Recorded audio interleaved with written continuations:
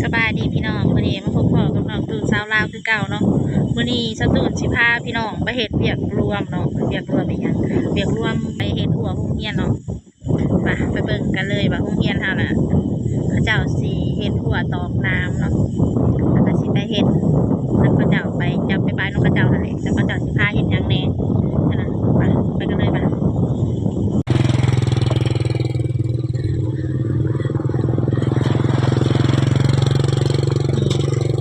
คือทีมงานเนาะอันเป็นว่าเป็นเวียกโรงเรียนเป็นเวียกของหมู่บ้านค่ะนะก็เลยเป็นเวียกของหมู่บ้านเนาะก็เลยหลายคนแหน่มาเฮ็ดร่วมกันมาเฮ็ดโฮมกันเนาะเจ้าก็เฮ็ดเข้ากับไปถอยกับไปประมาณนี้ค่ะอันเป็นเวียกของหมู่บ้านแล้วก็สิเบิดบ้านลงมาเฮ็ดนำกันมาหอดแล้วทุกคนนี่หลายคนขนาดหลายคนแฮง ทีมงานเห็ดหัวอ้อมหัวน้ำอันนี้โรงเรียนเนาะ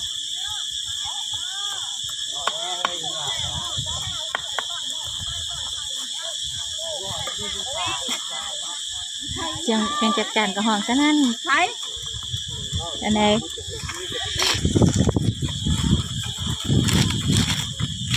เอาไล่เด้อดึงน้ำโอ้น้องถึงมือเจ้าของ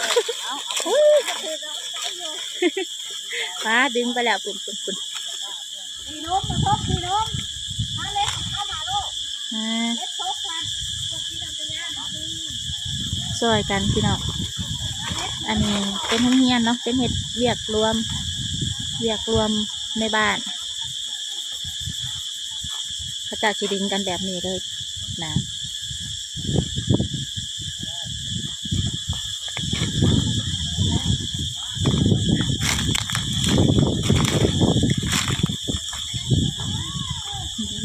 มันจักจันห่อมันจักจันกับห้องสะทวดอยู่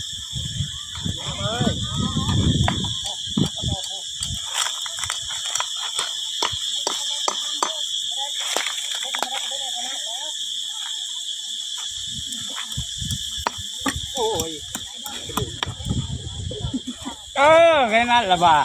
โอ้ยผมเฮียนบ้านเฮานี่โรงเรียนบ้านเฮา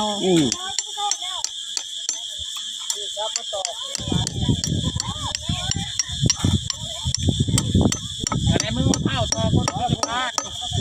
ต่อเขาต้องยึดไว้แล้วมันการต้นแล้วงานไว้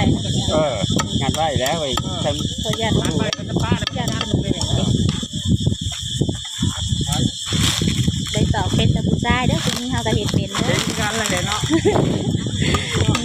คุณก็เห็นเป็นเด้อบ่ได้เป็นตะปูทรายเด้อเรียกจะไปสร้างกันอะไรเงาะปูทรายได้นี่มาจะเนาะมันไปสร้างตรงนี้เด้อนี่เด้อสร้างมันจะคอยดีไม่ได้ระเบิดขาด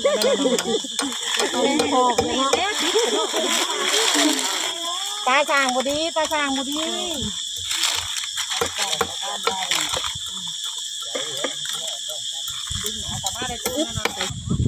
อันนี้นั่นแหละอุปกรณ์ดึงน้ำค่ะแห้งใช่แห้ง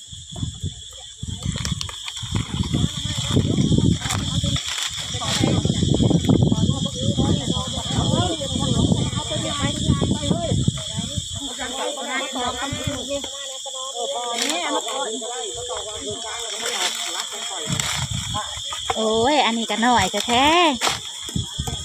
อันนี้ยังมาคือหน่อยแท้เอาใครแล้วยังมีแหงงัด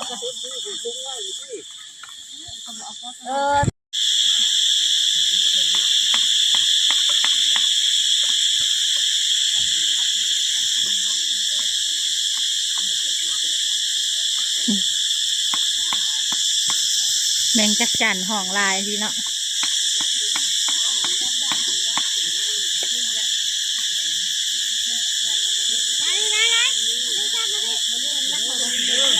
งานผู้บ่าวทีมงานผู้บ่าวเราหามน้ำ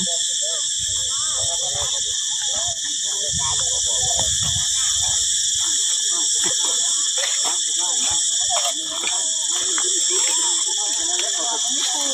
เอาจังนั้นเลยกัน กูน้ำมือได้ที่หนึ่งหอกกูเจ้าเลยนะ มันแม่เลยนะยังว่าอยู่